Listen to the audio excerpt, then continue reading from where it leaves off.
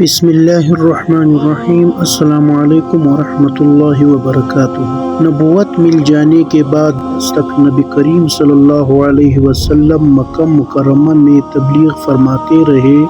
اور قوم کی ہدایت اور اصلاح کی کوشش فرماتے رہے، لیکن تھوڑی سی جماعت کے سوا جو مسلمان ہو گئی تھی اور تھوڑے سے ایسے لوگوں کے علاوہ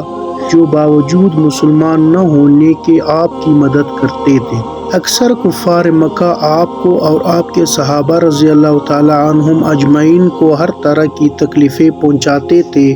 مذاق اڑاتے تھے اور جو ہو سکتا تھا اس سے درگزر نہ کرتے تھے۔ حضور صلی اللہ علیہ وسلم کے چچا ابو طالب بھی انہی نیک دل لوگوں میں تھے جو باوجود مسلمان نہ ہونے کے حضور صلی اللہ علیہ وسلم کی ہر قسم کی مدد فرماتے تھے۔ 10ویں سال میں جب ابو طالب کا بھی انتقال ہو گیا تو کافروں کو اور بھی طرح کھلے مہار اسلام سے روکنے اور مسلمانوں کو تکلیف پہنچانے کا موقع ملا۔ حضور اقدس صلی اللہ علیہ وسلم اس خیال سے طائف تشریف لے گئے کہ وہاں قبیلہ بنو ثقیف کی بڑی جماعت ہے، اگر وہ قبیلہ مسلمان ہو جائے تو مسلمانوں کو ان تکلیفوں سے نجات ملے اور دین کے پھیلنے کی بنیاد پڑ جائے۔ وہاں پہنچ کر قبیلہ کے 3 سرداروں سے جو بڑے درجے کے سمجھے جاتے تھے گفتگو فرمائی اور اللہ کے دین کی طرف بلایا اور اللہ کے رسول کی یعنی اپنی مدد کی طرف متوجہ کیا، مگر ان لوگوں نے بجائے اس کے کہ دین کی بات کو قبول کرتے یا کم سے کم عرب کی مشہور مہمان نوازی کے لحاظ سے ایک نودارت مہمان کی خاطر مدارات کرتے صاف جواب دے دیا اور نہایت بے رخی اور بد اخلاقی سے پیش آئے۔ ان لوگوں نے یہ بھی گوارا نہ کیا کہ آپ یہاں قیام فرما لیں۔ جن لوگوں کو سردار سمجھ کر بات کی تھی کہ وہ شریف ہوں گے اور مہذب گفتگو کریں گے، ان میں سے ایک شخص بولا کہ اوہو، آپ ہی کو اللہ نے نبی بنا کر بھیجا ہے۔ دوسرا بولا کہ اللہ کو تمہارے سوا کوئی اور ملتا ہی نہیں تھا جس کو رسول بنا کر بھیجتے۔ تیسرے نے کہا کہ میں تجھ سے بات کرنا نہیں چاہتا، اس لیے کہ اگر تو واقعی نبی ہے جیسا کہ دعویٰ کرتا ہے تو تیری بات سے انکار کر دینا مصیبت سے خالی نہیں، اور اگر جھوٹ ہے تو میں ایسے شخص سے بات کرنا نہیں چاہتا۔ اس کے بعد ان لوگوں سے نا امید ہو کر حضور اکرم صلی اللہ علیہ وسلم نے لوگوں سے بات کرنے کا ارادہ فرمایا کہ آپ صلی اللہ علیہ وسلم تو ہمت اور استقلال کے پہاڑ تھے، مگر کسی نے بھی قبول نہ کیا، بلکہ بجائے قبول کرنے کے حضور صلی اللہ علیہ وسلم سے کہا کہ ہمارے شہر سے فوراً نکل جاؤ اور جہاں تمہاری چاہت کی جگہ ہو وہاں چلے جاؤ۔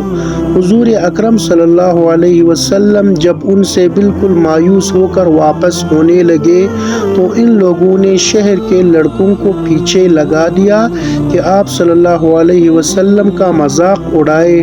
تالیاں پیٹے، پتھر مارے، حتیٰ کہ آپ صلی اللہ علیہ وسلم کے دونوں جوتے خون کے جاری ہونے سے رنگین ہو گئے۔ حضور اقدس صلی اللہ علیہ وسلم اسی حالت میں واپس ہوئے۔ جب راستہ میں ایک جگہ ان شریروں سے اطمینان ہوا تو حضور صلی اللہ علیہ وسلم نے یہ دعا مانگی،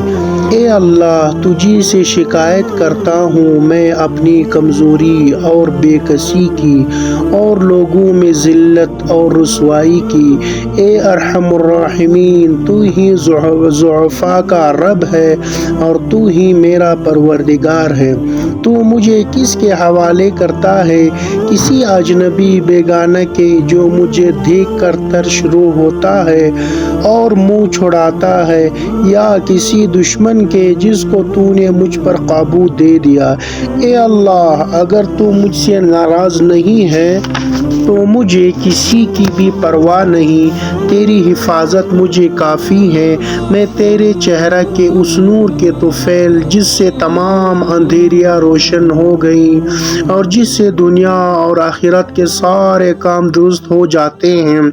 اس بات سے پناہ مانگتا ہوں کہ مجھ پر تیرا غصہ ہو یا تو مجھ سے ناراض ہو۔ تیری ناراضگی کا اس وقت تو دور کرنا ضروری ہے جب تک تو راضی نہ ہو، نہ تیرے سوا کی کوئی طاقت ہے نہ قوت۔ مالک الملک کی شان قہاری کو اس پر جوش آنا ہی تھا کہ حضرت جبرائیل علیہ السلام نے آ کر سلام کیا اور عرض کیا کہ اللہ تعالیٰ نے آپ کی قوم کی وہ گفتگو جو آپ سے ہوئی سنی اور ان کے جوابات سنے، اور ایک فرشتہ کو جس کے متعلق پہاڑوں کی خدمت ہے آپ کے پاس بھیجا ہے کہ آپ جو چاہے اس کو حکم دے۔ اس کے بعد اس فرشتہ نے سلام کیا اور عرض کیا کہ جو ارشاد ہو میں اس کی تعمیل کروں، اگر ارشاد ہو تو دونوں جانب کے پہاڑوں کو ملا دوں جس سے یہ سب درمیان میں کچل جائے،